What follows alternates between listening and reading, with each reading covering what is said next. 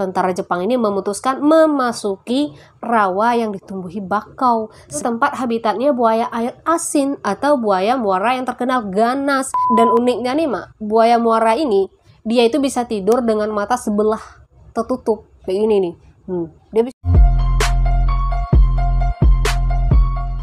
Hai, assalamualaikum warahmatullahi wabarakatuh. Welcome back to my channel. Saya Terus Manita. Terima kasih sudah klik video ini. Di sini kita membahas segala misteri yang ada di belahan dunia. Oke, kali ini kita mau bahas tentang perang yang terjadi dengan orang Jepang. Kalau kemarin kita udah bahas tentang serangan kamikaze atau pilot bunuh diri dalam Perang Dunia Kedua, kali ini juga masih dalam Perang Dunia Kedua, yaitu pertempuran di Pulau Ramre. Kalau bicara perang, ya udah biasa tembak-menembak, bom-ngebom gitu ya, tabrak-tabrak kapal kayak kamikaze kemarin.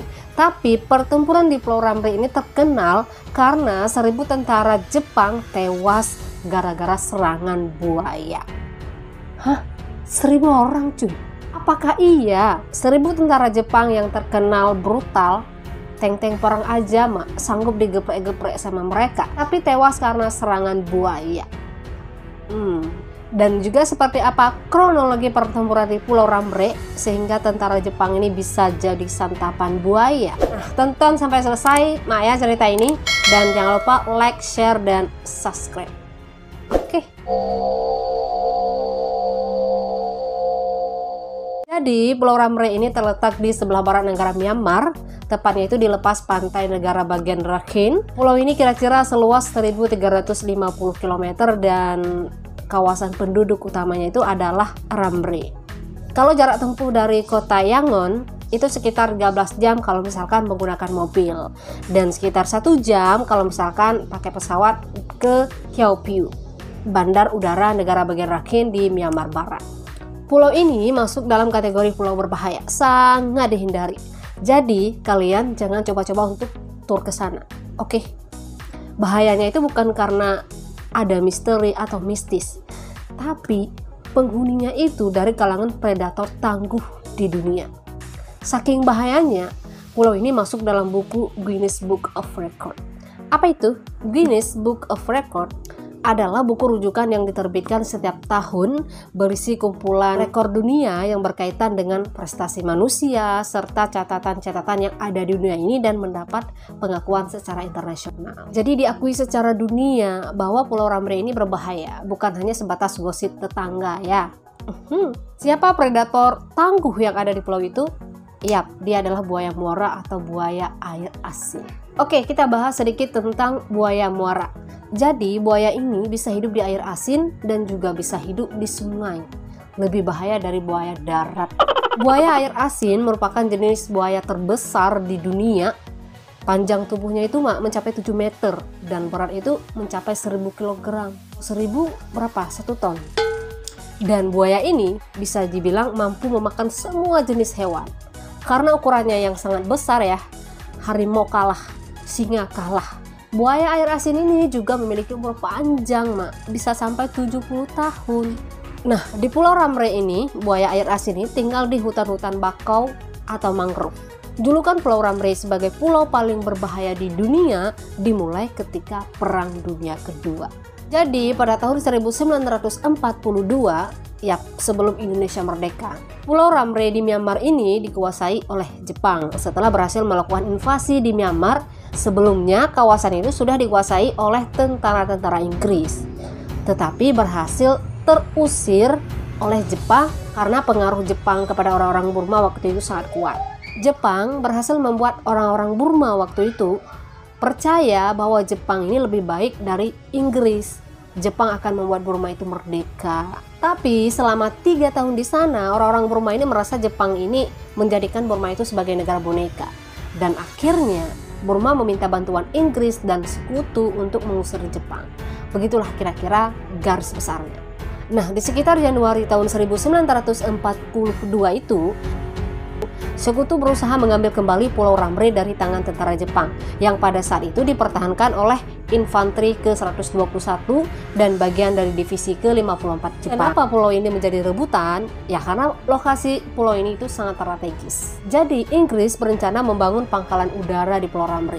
agar bisa melakukan lebih banyak serangan ya kepada pasukan Jepang yang ada di Myanmar dan Malaysia. Pertempuran diawali dengan Operasi Matador, yaitu serangan amfibi untuk mencaplok pelabuhan strategis Kiau Piu yang terletak di ujung utara Pulau Ramre dan selatan Akyab di seberang Hunters Bay dan lapangan udara penting di dekat pelabuhan. Pada 14 Januari 1945, ada mata-mata dari pasukan Inggris yang mengatakan bahwa pasukan Jepang itu sedang sibuk memasang baterai senjata di beberapa titik di pendaratan di pesisir Ramre. Kemudian, Angkatan Laut Kerajaan Inggris menugaskan 1 kapal tempur dan 1 kapal pengawal untuk memberi bantuan dari laut kepada tim tugas yang akan bertempur. Pada tanggal 21 Januari, kapal tempur HMS Queen Elizabeth melepaskan tembakan yang dipandu oleh pesawat kapal pengawas HMS Amir. Jadi, pesawat ini memberitahukan target kepada kapal tempur HMS Queen Elizabeth. Jadi, pertempuran di Pulau Ramre ini berlangsung selama 2 pekan. Dari bulan Januari sampai bulan Februari. Nah, sekutu ini semua menyerang wilayah pantai pelabuhan di pulau itu, dibom semua. Biar tentara Jepang ini nggak bisa kabur gitu. Serangan yang dilakukan tentara Inggris ini memang terus-menerus gitu ya, secara serentak di semua lini. Mereka bahkan mengirimkan pesawat bomber RAF dan kapal jelajah ringan HMS Hobby. Jepang bahkan tidak punya kesempatan untuk melawan. Mereka mundur, pertahanan mereka itu hancur dan mereka lari ke segala arah akibat serangan itu. Dan akhirnya kawasan pantai berakhir diduduki oleh tentara sekutu tanpa perlawanan yang berarti dari Jepang. Karena tentara Jepang yang tersisa ini juga belum menyerah, selanjutnya pada tanggal 22 Januari datang lagi bala bantuan Inggris dari Brigade Infanteri India keempat mendarat juga di Pulau Ramri. Pada tanggal 26 Januari, 1 pasukan marinir kerajaan Royal Marine mendarat di Chiduba yang terletak di selatan Ramre. Ya karena mereka tahu di kawasan Chiduba itu tidak diduduki oleh Jepang. Jadi posisi Jepang saat itu memang sudah dikeroyok dari segala penjuru, sudah ada pasukan musuh yang menunggu. Darat, laut, udara, tentara Jepang ini sudah kewalahan. Ya tetapi mereka, tentara Jepang ini tidak menyerah. Meskipun pasukan-pasukan mereka itu terus menyusut karena pertempuran. Tentara Jepang itu kan memang terkenal dengan loyal ya dan totalitas dalam berperang. Gak ada istilah menyerah di kamus mereka. Pasukan Jepang sendiri saat itu terbelah menjadi 2. Ada sekitar 1.000 tentara Jepang itu terisolasi. Ya, karena wilayah pangkalan sudah dikuasai sekutu. Akhirnya 1.000 tentara yang terisolasi ini tadi yang dipimpin oleh Komandan Resimen Kolonel Kanichi Nagasawa menarik pasukan mereka dari pangkalan dan berusaha mencapai batalion yang lebih besar yang ada di seluruh pulau. Karena sudah terisolasi, Komandan Inggris mengirim pesan pada tentara Jepang nih agar tentara Jepang itu segera menyerah. Tapi mereka tetap nggak mau menyerah.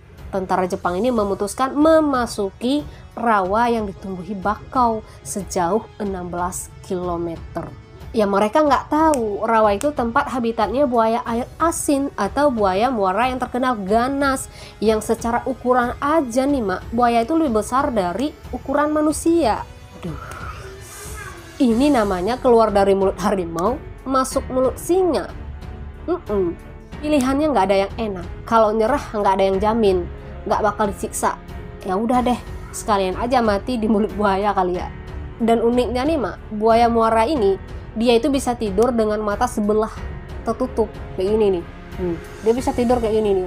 Di hutan bakau ini ada lumpur hidup, kalajengking, ular berbisa, dan laba-laba beracun. Pokoknya semua hewan-hewan yang berbahaya bagi manusia ada di sana.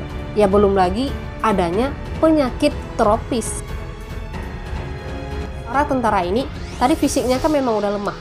mereka terjebak di lumpur yang sangat dalam, jadi susah gerak cepat. Nah, disitulah mereka mulai mengalami dehidrasi dan kelaparan. Dalam kondisi lemah itu, terjebak di rawa, nggak bisa gerak, pasukan Britania ini masuk ke rawa-rawa. Mereka itu menggunakan speedboat, jadi aman.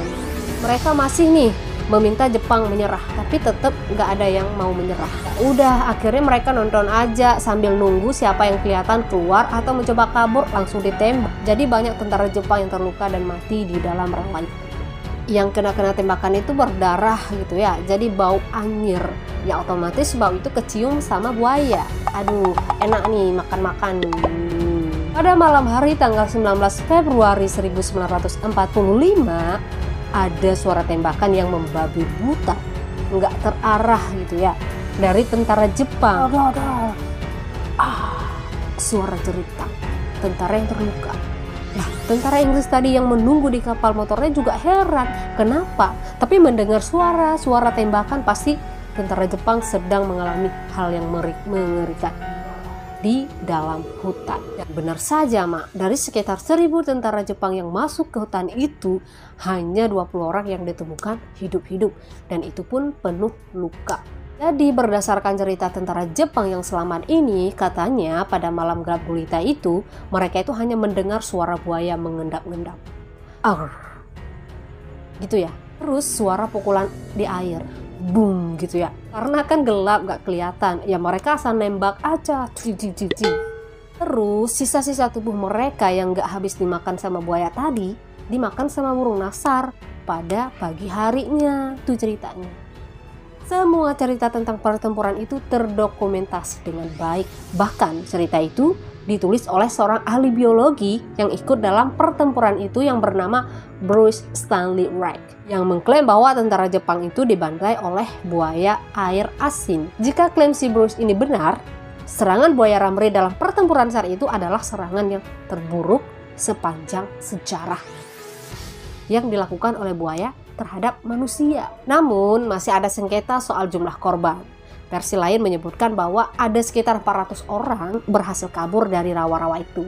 Jadi nggak semuanya dimakan oleh buaya. Terus ada juga yang membantah bahwa insiden serangan buaya itu terlalu dilebih-lebihkan. Salah satunya itu datang dari sejarawan Britania Raya Frank McLean. Menurut dia, ada memang yang dimakan sama buaya, tapi tentunya tidak sebanyak seperti yang dilaporkan, hanya beberapa orang saja. Terus juga tidak ada hasil dari wawancara orang-orang setempat tentang serangan buaya itu. Para tentara juga tidak pernah menyebutkan tentang serangan buaya. Karena menurut Frank McLean ini mustahil armada tempur Jepang yang mampu melubangi tank-tank dan persenjataan Britania tidak mampu melawan buaya dalam jumlah besar pada malam hari. Tapi sayangnya, keraguan atas kebenaran cerita dari Bruce ini tadi tidak pernah dikutip oleh sumber-sumber lain maupun para sejarawan. Jadi menurut Mak gimana? Apakah setuju dengan cerita pembantaian 1000 tentara Jepang oleh buaya itu betul adanya? Atau setuju dengan apa yang disampaikan oleh McLean tadi? Bahwa cerita itu terlalu dilebih-lebihkan. Yang dimakan buaya tidak sampai 1000, hanya beberapa orang saja. Oke, silahkan tinggalkan komennya di bawah. Oke, saya Tersmanita, terima kasih sudah klik video ini. Jangan lupa subscribe-nya ya, Mak ya.